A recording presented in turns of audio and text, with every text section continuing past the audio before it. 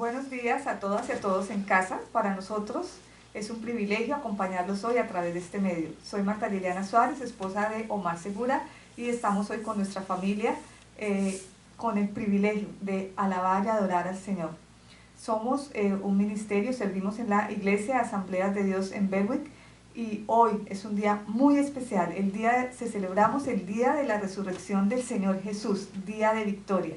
Y queremos acompañarlos a todos en casa. Esperamos estén sanos, seguros y confiando plenamente en el Señor y siguiendo todas las instrucciones de los gobiernos locales.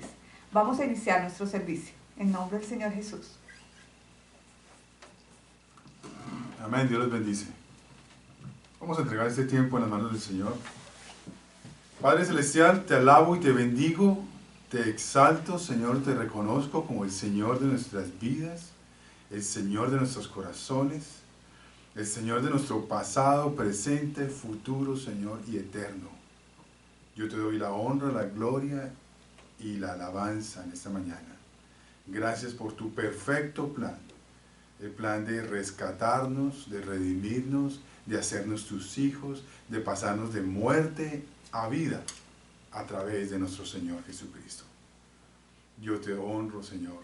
Hoy celebramos esta decisión tuya, pero la acción transformadora, no solamente de nuestra vida y nuestra condición, sino que transformadora de todo el mundo, de la historia y de todas las cosas que conocemos. Padre, te entregamos este servicio. Toma el control de todas nuestras vidas, de las personas que nos escuchan allá en sus casas y de estas personas que estamos aquí, esta familia y sus amigos. Gracias por bendecirnos. En el nombre de Jesús. Amén.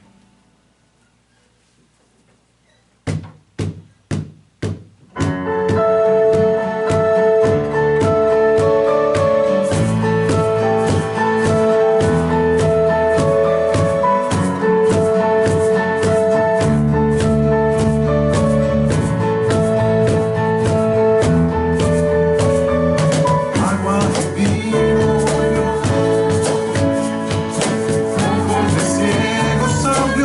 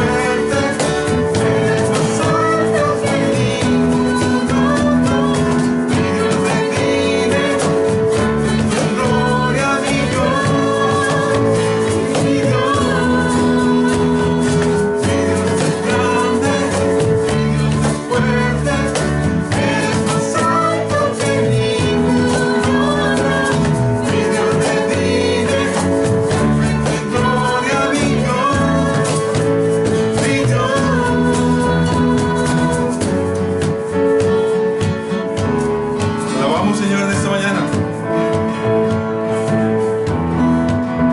Seguimos alabando al Señor.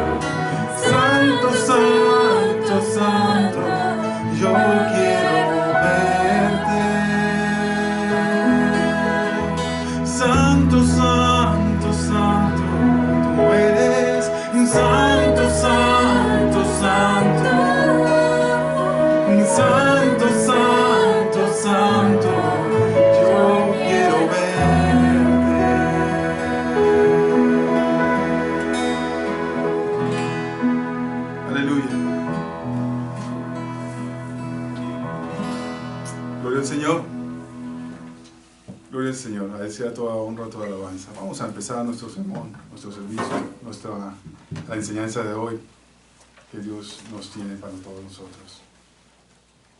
Gracias a mis hijos por acompañarme en la alabanza.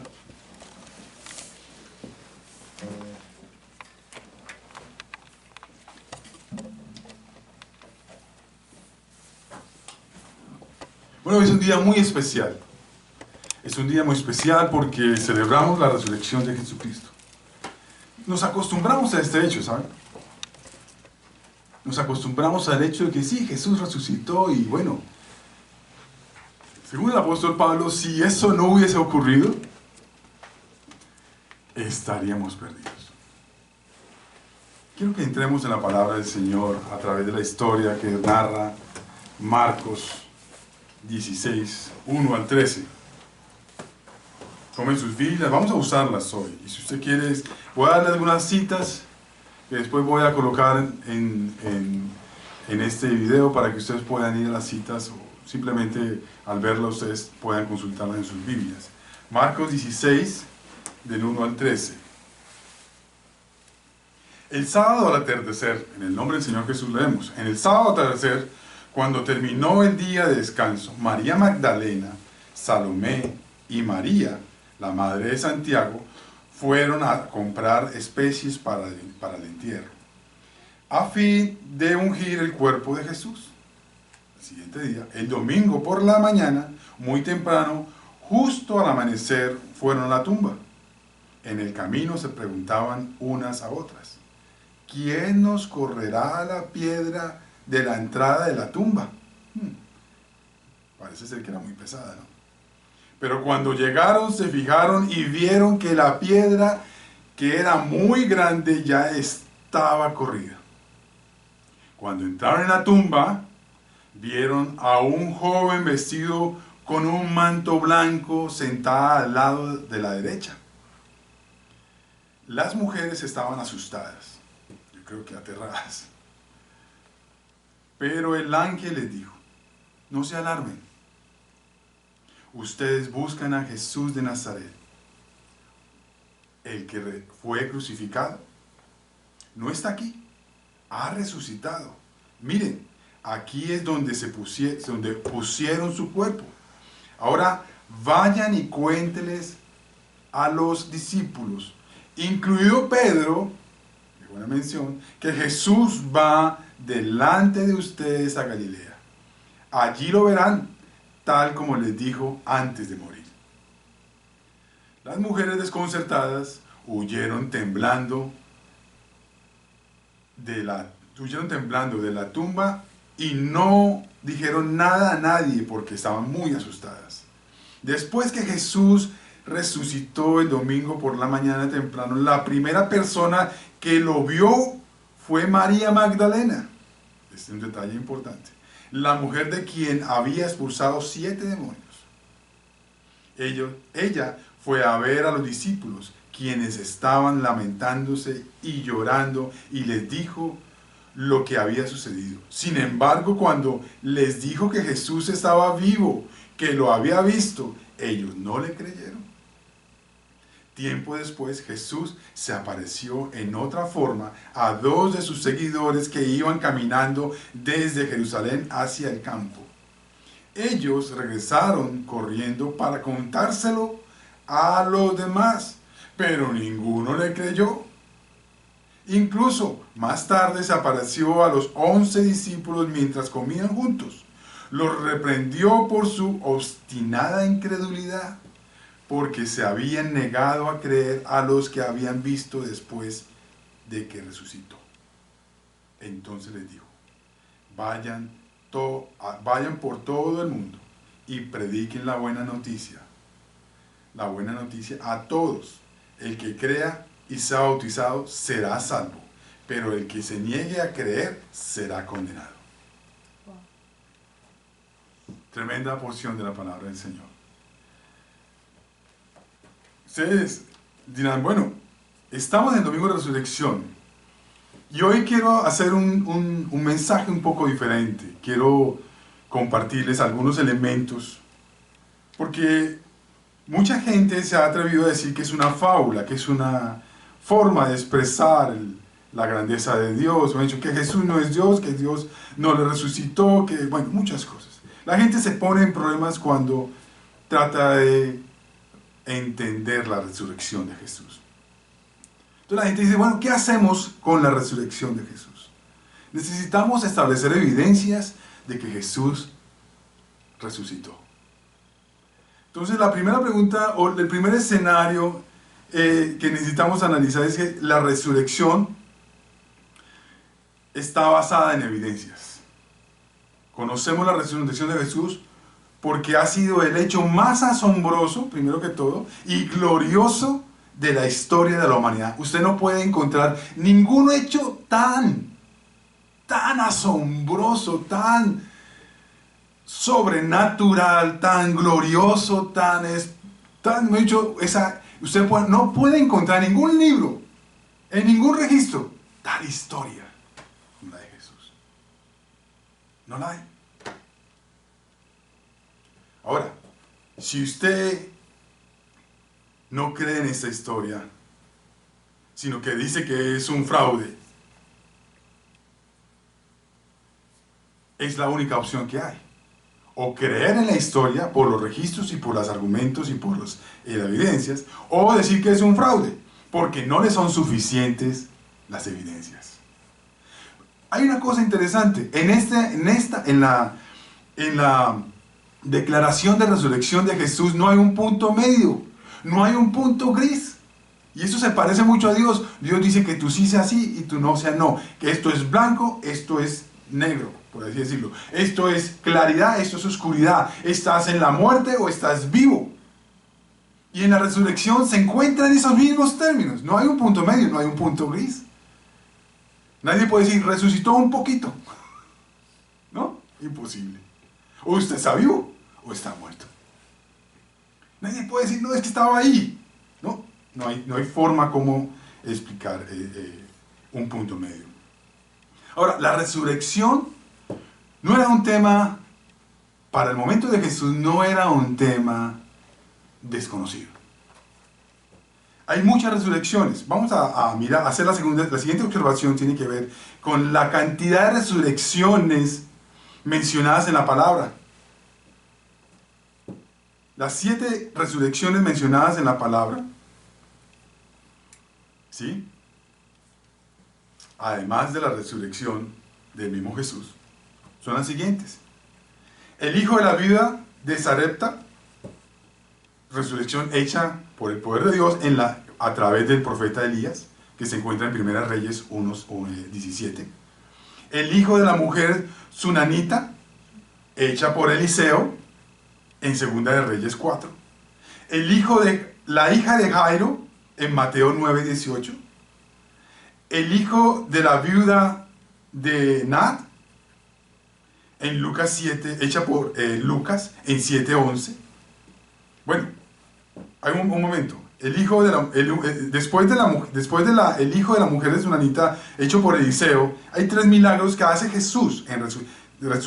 Jesús resucitó a 3 personas. La hija de Jairo, en Mateo 9:18. El hijo de la viuda de Naí, en Lucas 7:11. Y Lázaro, en Juan 11:38. Son 3 resurrecciones que Jesús hace. Después de que se va Jesús, hay otras resurrecciones. Tábita, en Hechos, resucita a Pedro por el poder de Dios, en Hechos 9:36.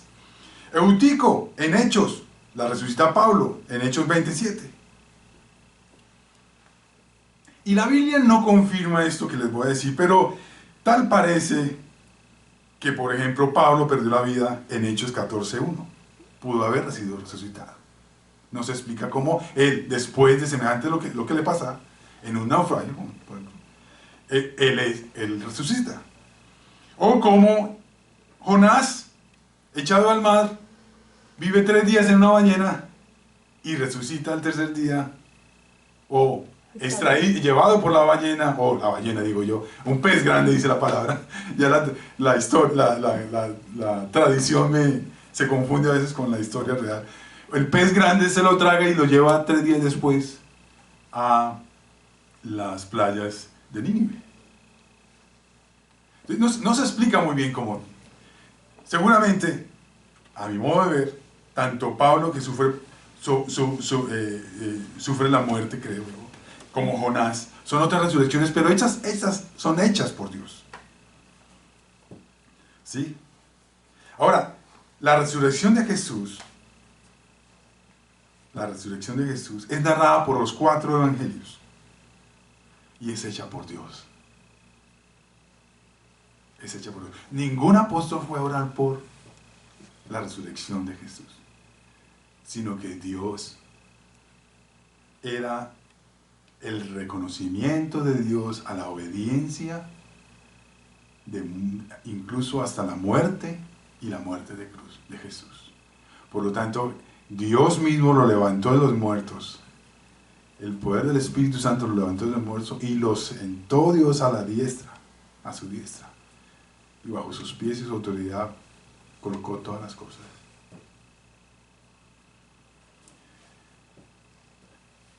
Sin embargo, la palabra de Dios habla de muchas resurrecciones. Y es importante, voy a pasar rápidamente, es todo un tema de teología que habría que dedicar quizás semanas en la explicación de esto. Hay varias resurrecciones que la palabra deja explícita y en algunos casos implícita. Por ejemplo, la palabra habla sobre la resurrección de los santos en Jerusalén. Está escrito en Mateo 27, 52, 53. ¿Sí? Y también lo dice Lucas 23. Esa resurrección de los santos son las primicias de lo que va a suceder. Estamos hablando cuando Cristo murió. La mayoría de gente pasa muy rápido por eso. Cuando Cristo murió en Mateo 27, 52, 53, voy a leerlo rápidamente aquí.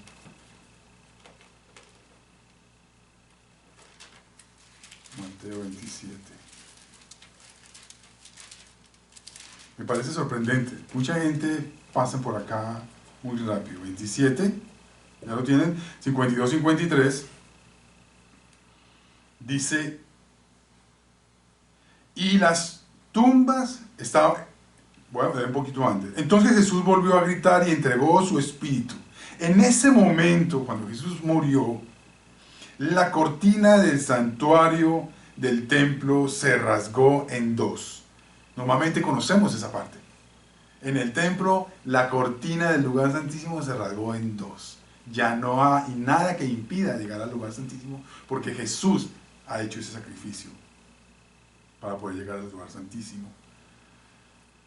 ¿Cierto? Se rasgó en dos de arriba a abajo. La tierra tembló, las rocas se partieron en dos y las tumbas se abrieron. Oído. Los cuerpos de muchos hombres y mujeres justos en Jerusalén que habían muerto resucitaron. Salieron del cementerio luego de la resurrección de Jesús. Mira que hay una aclaración, ¿no? Cuando Jesús murió, cuando Él resucita, Jesús resucita con muchas personas en Jerusalén. Se levantaron de sus tumbas. Eso podía ser una mucho Walking Dead o esta serie de los zombies que sacan, le queda en pañales a esta historia. Esto sí sucedió, Walking Dead se ha hecho en Hollywood. Pero aquí Jesús se levanta entre los muertos y con él las primicias, las personas que habían muerto en Jerusalén son levantadas. Muchos muertos resucitaron, salieron del cementerio luego de la resurrección de Jesús, entraron en la santa ciudad de Jerusalén y se aparecieron a mucha gente.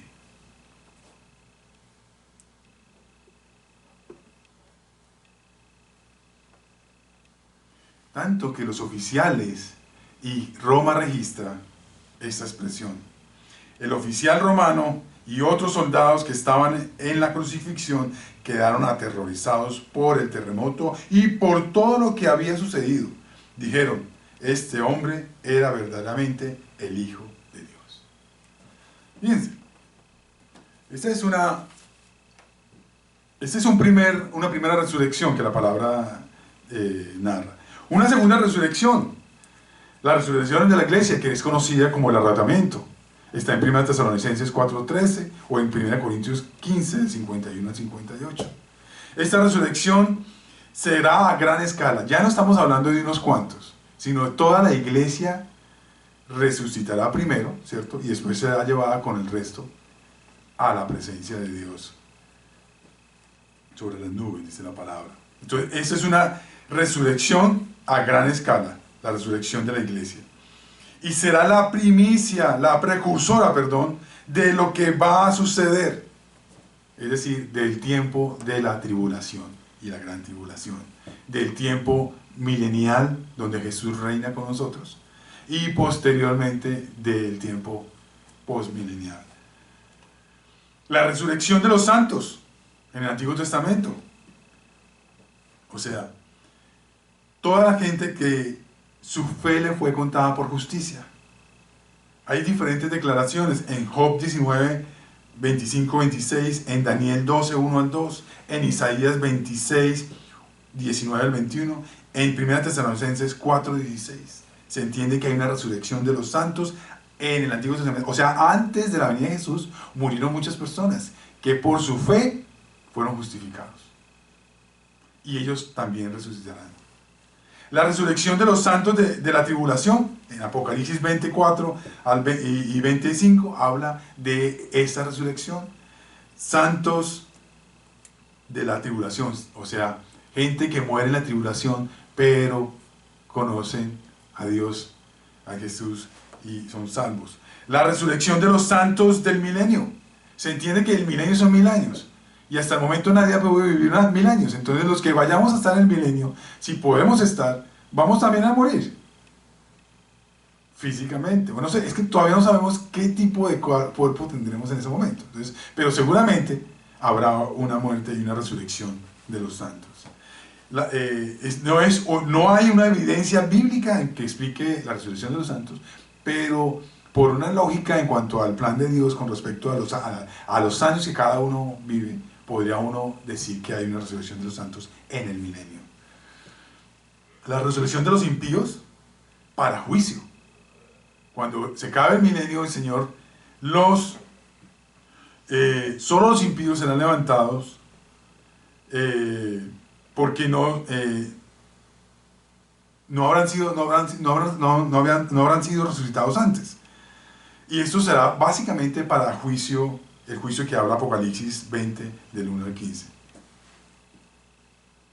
Es decir, esta resurrección de los impíos es básicamente antes de los cielos y la tierra nueva que promete Dios, o sea, la eternidad. O sea, ese periodo post-milenial de reinado con el Señor. Ahora, vuelvo a las resurrecciones, la resurrección de Jesucristo. Volvamos a... Si la resurrección es un tema, digamos, fácil de digerir, y la resurrección, cuando uno se introduce en el tema de la resurrección, necesita ver todas estas resurrecciones en la que habla la palabra, pero también las resurrecciones de personas concretas como tal, como las que hemos visto. Necesita uno volver a estudiar la resurrección de Jesucristo. En 1 Corintios, del 1 al 58, no voy a leer los 58, pero voy a leer esta palabra que me impacta. Está en 1 Corintios, usted léase todo, del 1 al 58. Esta es la tesis de Pablo con respecto a la resurrección de Cristo. Por temas de tiempo voy a hacerlo solamente una porción. Léala en 1 Corintios 15, en el 12. Dice Pablo: pero dígame lo siguiente. Dado que nosotros predicamos que Cristo se levantó de los muertos, ¿por qué algunos de ustedes dicen que no habrá resurrección de los muertos? Pues si no hay resurrección de los muertos, entonces Cristo tampoco ha resucitado. Y si Cristo no ha resucitado, entonces toda nuestra predicación es inútil. Y la fe de ustedes también es inútil. Y nosotros, los apóstoles, estaríamos todos mintiendo acerca de Dios, porque hemos dicho que Dios levantó a Cristo de la tumba.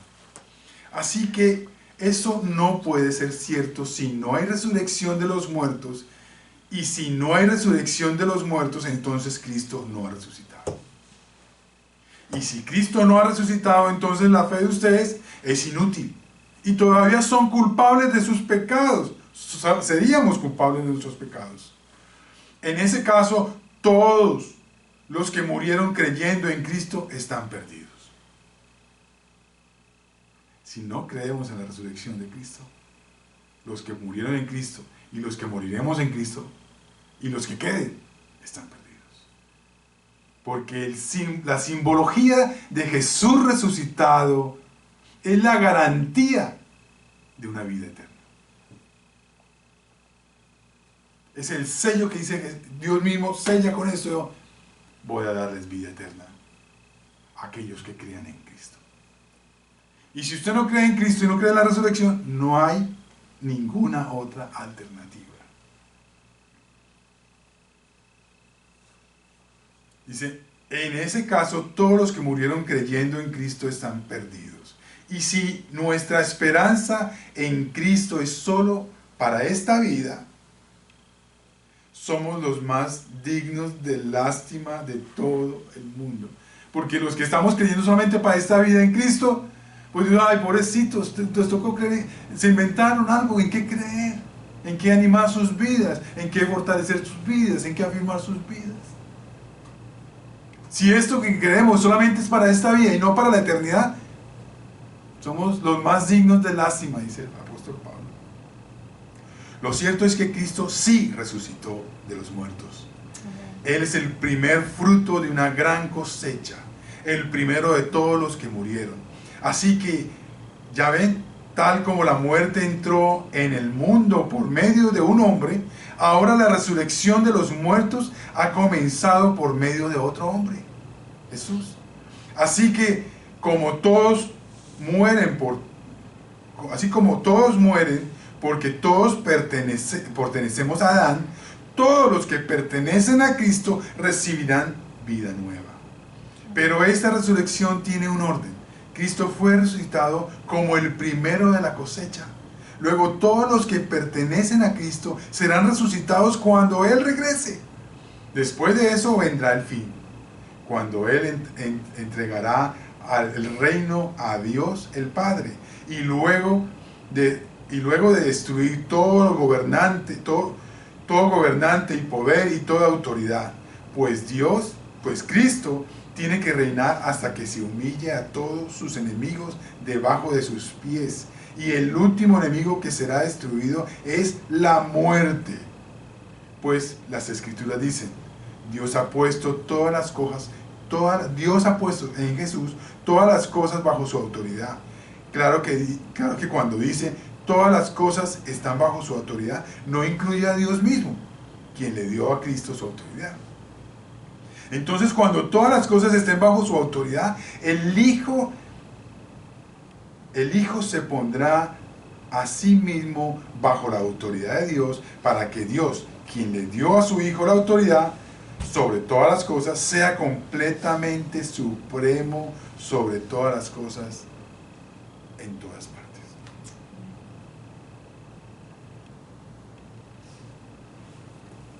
Esta es una tesis que el apóstol Pablo escribe con una capacidad que cuando uno se pone a estudiarla lo asombra y lo pone a uno en una dimensión diferente. Revisemos otras formas, otras evidencias históricas o evidencias que establece la palabra de Dios. La primera, hay una evidencia o hay un método que se llama método histórico. Cuando el método histórico se basa en establecer que la resurrección es cierta en los testimonios, fueron suficientes. Y segundo, están escritos y registrados, hay registros oficiales y consistentes en la muerte y resurrección de Cristo. Miren lo que dice 1 Corintios 15, 3 y 6. Vamos un momento. Yo les transmití a ustedes lo más importante y lo que yo sé y lo que se me había transmitido a mí también, Cristo murió por nuestros pecados tal como dicen las Escrituras. Fue enterrado y al tercer día fue levantado de los muertos tal como dicen las Escrituras. Lo vio Pedro y luego lo vieron los 12. Más tarde lo vieron más de 500 de sus seguidores. A la vez la mayoría de los cuales todavía viven. O sea, todavía ustedes en ese momento pueden decir todavía viven. Usted les puede preguntar. ¿Sí? Todavía viven. Aunque algunos ya han muerto. Esa evidencia es lo que hace en el método histórico validar la resurrección de Jesús. Los testimonios, los registros, testimonios tanto de personas vivas como testimonios escuchados por personas que ya habían muerto en ese momento. Corintios es contundente, Corintios 15, 3 y 6 es contundente, Lucas 1, 4 también dice. Bueno, pero otra evidencia importante aquí es la tumba vacía. La tumba estaba vacía. Hay que hacer algunas observaciones al respecto de esta evidencia. La tumba, según los registros bíblicos, estaba custodiada por soldados, fuertemente custodiada. Segundo, estaba cerrada y sellada. Yo creo que habían puesto la roca más grande y el sello más importante para evitar precisamente que se robaran el cadáver. ¿Por qué lo decimos?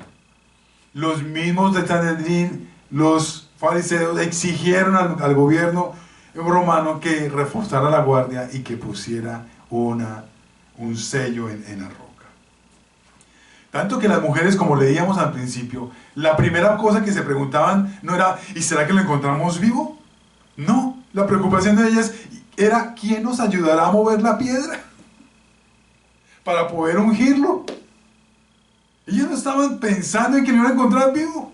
Las declaraciones de la mujer es que van a encontrar a Jesús muerto y quieren ungirlo. Su preocupación básica y esencial es, primero que todo, que los guardias nos dejen entrar. Y segundo, ¿quién va a mover la piedra? Es muy difícil mover la piedra, la roca. Ahora, parece, por las declaraciones de los evangelios, parece no ser solamente una mujer, sino que varias mujeres o como pequeños grupos de mujeres que se ponen de acuerdo, van al mercado, compran las esencias el sábado y las guardan para el domingo, ¿sí? Para ungir a Jesús. Ahora, los contradictores de la resurrección tienen muchas posiciones, ¿sí? La primera dice, con respecto a la resurrección, la primera dice que los discípulos robaron el cuerpo. ¿Sí? Como unos discípulos que estaban asustados, perseguidos por recién la muerte de Jesús, deprimidos, perdón, desconsolados. De esos discípulos, quién iba a tener la fuerza para ir a tomar el cuerpo de Jesús? Ninguno. El otro argumento que dicen, que las otras personas dicen es, si los guardias que se quedaron dormidos como muertos, dice la palabra. Si estaban dormidos como muertos, ¿cómo se dieron cuenta que eran los discípulos? Dice también, ¿por qué si se robaron los discípulos el cuerpo de Cristo, por qué no las autoridades no persiguieron y encontraron el cuerpo? ¿Sí? ¿O por qué no persiguieron a los apóstoles y los denunciaron como violadores de las tumbas de Jesús? Miren, más contradicciones. Las mujeres se equivocaron de sepulcro. Ese es otro grupo de contradictores. Es que se equivocaron de sepulcro. Las mujeres, según Marcos 15:47, sabían con exactitud cuál era la tumba de Jesús. Ahora, si hubiese sido cierto, los mismos fariseos hubiesen alegado que su cuerpo estaba ahí, en otra tumba. Luego la tumba no era la equivocada. La tumba estaba vacía. Otros contradictores hablan, Cristo no estaba muerto cuando lo sepultaron. Científicamente se ha comprobado que las lesiones que sufrió Jesús fueron de muerte. Traspasaron su costado, el soldado, ahí los 4 evangelios lo declaran. José, Arimatea y Nicodemo recibieron el cuerpo y lo llevaron a la tumba. Las mujeres lo prepararon, vieron el cadáver. ¿Cómo se puede quedar 3 días sin comer después de semejantes y levantarse y caminar? Cristo estaba muerto y fue resucitado. Los soldados que estaban en el sepulcro vieron que estaba muerto. Luego no pueden decir que no estaba muerto. Ahora, él se expuso 6 horas en la crucifixión, con manos perforadas, pies perforadas, una lanza atravesando su costado, seguramente desangrado. ¿Cómo es posible que gente diga que no estaba muerto? Entonces hemos mirado las evidencias en cuanto a la posibilidad de que el milagro de la resurrección ocurrió, ya había sucedido en el Antiguo Testamento y en el Nuevo Testamento. Vimos las evidencias históricas y por qué se basa la tesis que establece Pablo con respecto a la resurrección de Cristo y su valor teológico también. Hablamos de la tumba vacía como elemento fundamental para decir, es que Jesús ya no estaba ahí. Pero quiero hacer un alto aquí y hablar rápidamente sobre las mujeres. Las mujeres se preguntaban, ¿quién moverá la piedra de la entrada? Las mujeres iban a ungirlo, no a verlo resucitado. Era la primera cosa que tenían en mente era cómo van a pedir permiso a los soldados para poderlo ver. ¿Cierto? Pero cuando ellos llegaron, esas 2 preocupaciones, Dios las quitó. Quitó la piedra, quitó los soldados. Y permitió que ellas vieran. Ahora las palabras del ángel. ¿Buscáis a Jesús Nazareno? Ha resucitado. Tremenda sorpresa. Primero por el ángel, ¿cierto? En Mateo 28, 2 al 4. Las guardias no estaban, o por lo menos estaban dormidos o caídos, asustados, o de alguna medida no estaban presentes cuando esto pasa. La piedra está movida, la tumba está vacía, y tiene un ángel con un mensaje.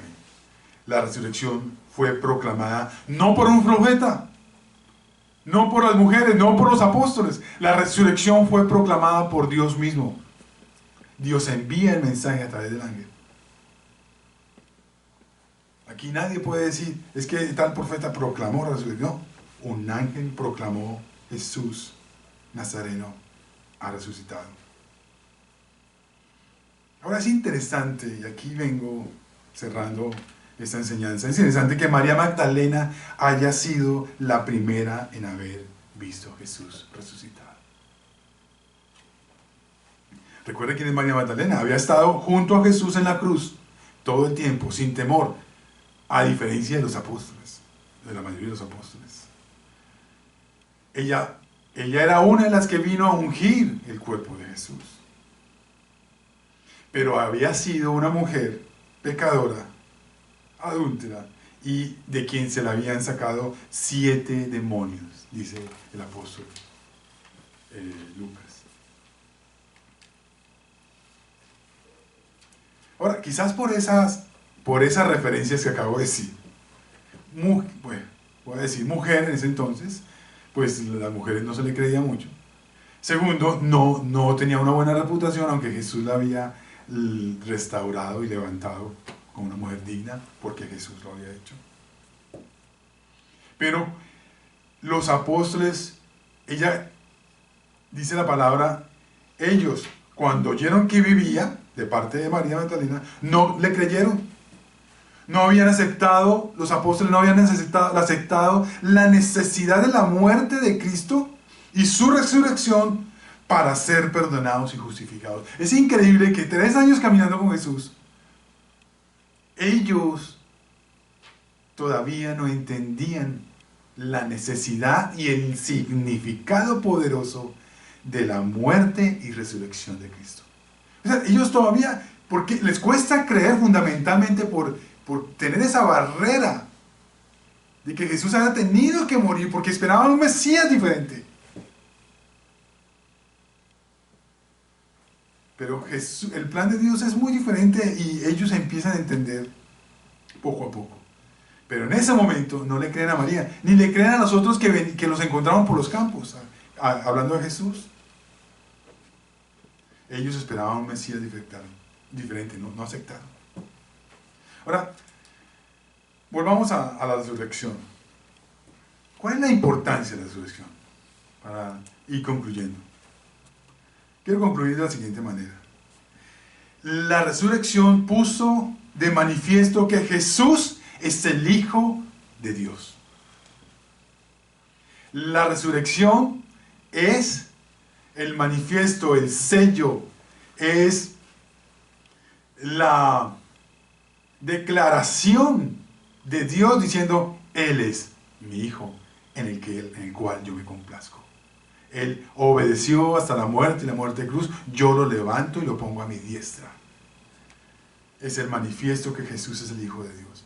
Segundo, la resurrección fue la respuesta del Padre al veredicto humano.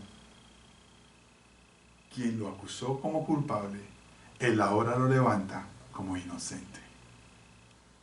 Es la respuesta del Padre, es el veredicto del Padre en contradicción del veredicto humano que lo había juzgado y lo condenó por ser un blasfemo, por ser un mentiroso, un embustero, todo por lo cual lo acusaron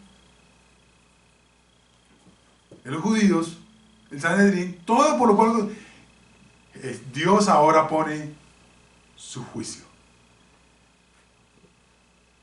Es el veredicto de Dios, la resurrección es el veredicto de Dios. No, casi que Dios dice, al resucitar a Jesús, dice, Él es mi Hijo, inocente de todo lo que se le acusa. Tercero, es la prueba de que Dios ha aceptado el sacrificio de Jesús por nosotros. Si no hubiese resucitado Jesús, no tendríamos salvación, no tendríamos opción para pasar de muerte a vida. Es la prueba de que Dios ha aceptado el sacrificio de Jesús por tu pecado y para salvación tuya y mía. Has aceptado ese sacrificio que solo Jesús, el Cordero inmolado, el Cordero sin mancha, el Cordero perfecto, podía hacer por nosotros. Por eso Él declara también que Él es el camino, la verdad y la vida, y que nadie va al Padre sino por Él. No hay otro camino, no, todos los caminos conducen a Roma, no, todos los caminos conducen al cielo, no es así. Eso es una mentira satánica, terrible. El único camino que conduce al cielo, a la presencia de Dios, se llama Jesús. Él es el cuarto. La resurrección es la prueba de que el poder de Satanás, de la muerte y el pecado han sido vencidos. Satanás no tiene más poder a partir de la resurrección en nosotros. Póngalo bien. Prueba de que el poder de Satanás, la muerte y el pecado en nosotros han sido vencidos. Para que todo aquel que confía en el Señor sea salvo de todo esto. Ya no somos esclavos de Satanás, de la muerte y del pecado. Y aquí somos hechos nuevas criaturas. Romanos 4:25 lo dice de esa manera. Quinto, la resurrección inauguró una nueva etapa para el hombre. Jesús no regresó a la vida en las mismas condiciones que murió. Si usted se da cuenta, Jesús regresa a la vida de una manera diferente, casi que no es reconocido. Él tiene que acercarse a los apóstoles y mira mis manos.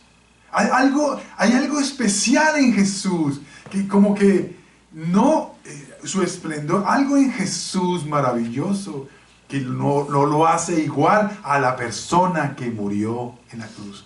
Él resucita siendo una persona diferente. Pero Él dice, mira mis manos, mira mis pies, mira mi costado. ¿Cierto? Bueno, incluso come con ellos.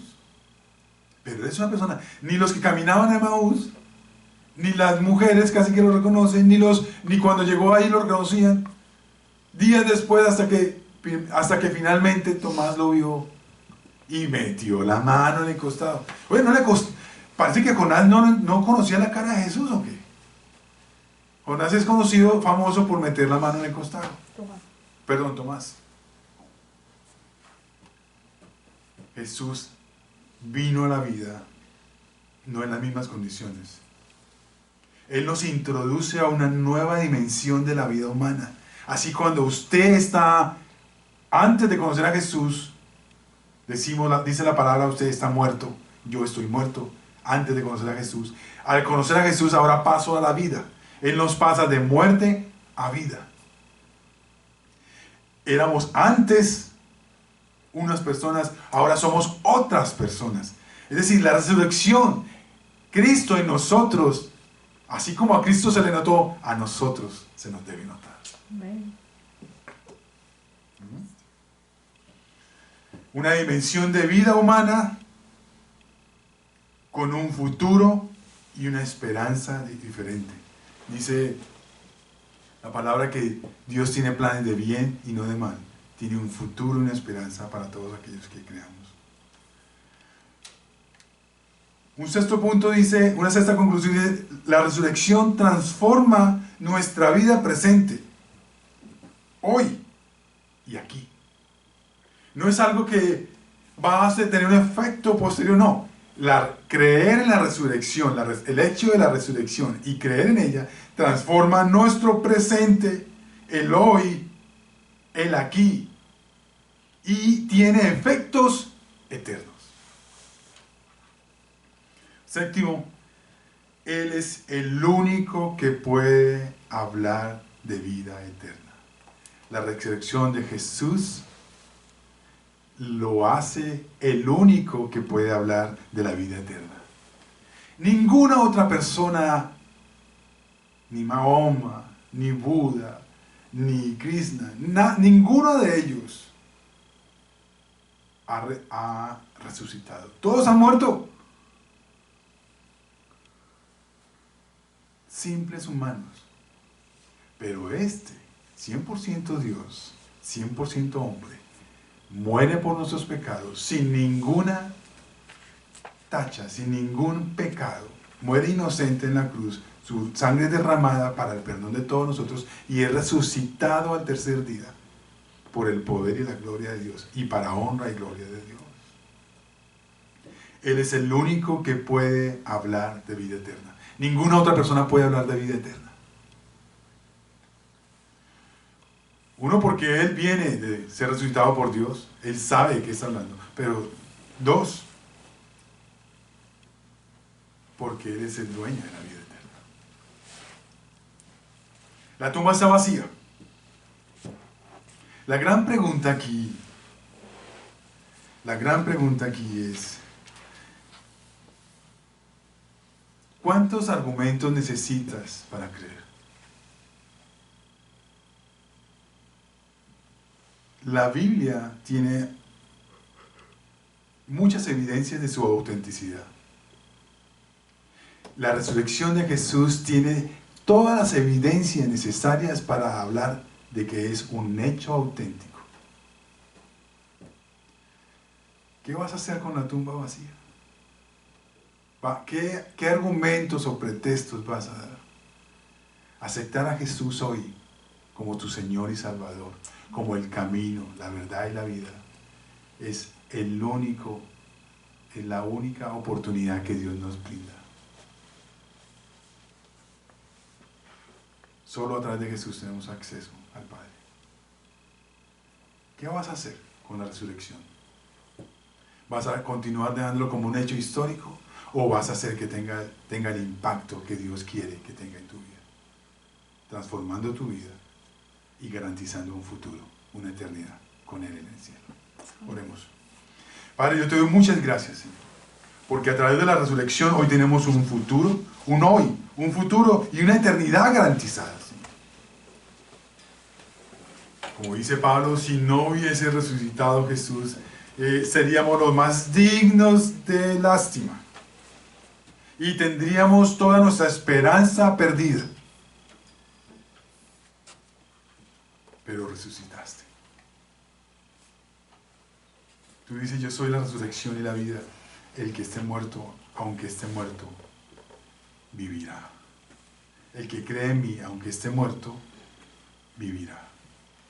Señor, yo en el nombre de Jesús suplico que cada persona que me está escuchando llegue a tus pies, se arrepienta de su vida, confiese sus pecados, porque tú eres fiel y justo para perdonarlos.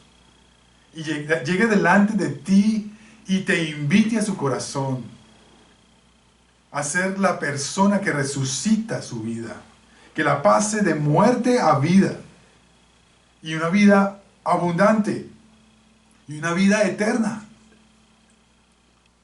Padre, abre, como rompiste el velo en el templo, rompe el velo que hay en los ojos de muchas personas que me están escuchando. Y toca sus corazones para que te sigan, Señor. Estamos perdidos sin ti. Tu palabra dice que nada, apartados de ti, nada podemos hacer, Señor. Yo te pido en el nombre de Jesús, toque sus vidas. Tu misericordia les alcance. Abra sus ojos. Abre los ojos de su corazón, por así decirlo. Ellos entiendan esta palabra, que tú eres el camino, la verdad y la vida. Y que nadie va al Padre sino por ti, Señor. Invitamos a todas las personas a hacer la siguiente oración. Señor, yo te confieso como el Señor de mi vida. Te invito a ser, en el nombre de Jesús, te invito a ser mi Salvador y mi Redentor. Perdona mis pecados. Límpiame y hazme tu Hijo. En el nombre de Jesús. Amén y amén. Vamos a terminar cantando una canción, adorando al Señor, siguiendo en este mismo sentir de adoración.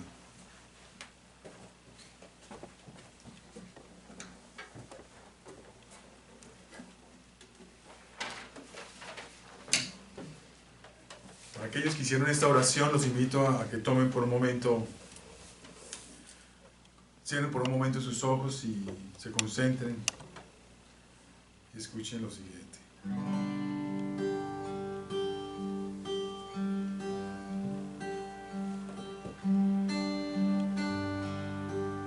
Yo quiero más de ti.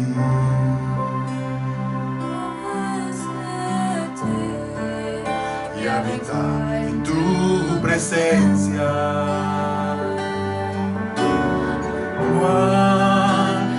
Para que crezcas tú, cada día seré más como tú. Yo quiero más de ti,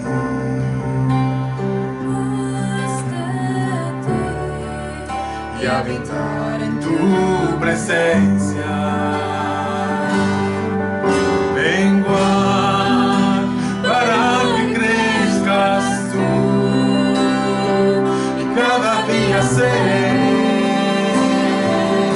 Más como tú, quebranta mi corazón, quebranta mi vida, entrego mi voluntad.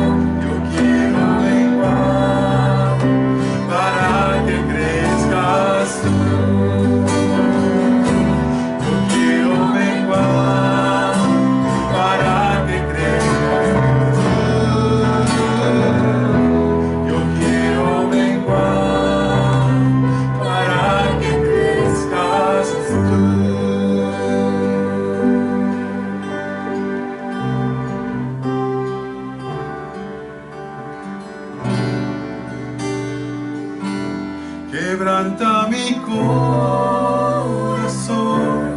quebranta mi vida, entrego mi voluntad a ti. Todo lo que soy, Señor, todo cuanto tengo es tuyo. Yo quiero menguar para que crezcas tú. Yo quiero menguar para que crezcas tú. Yo quiero menguar para que crezcas tú.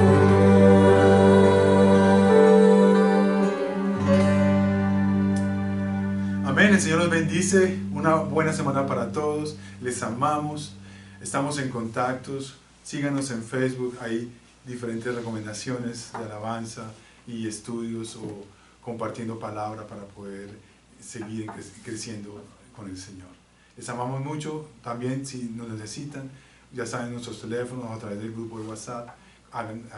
Contáctenos por favor. En el nombre de Jesús los bendecimos y deseamos una buena semana para todos.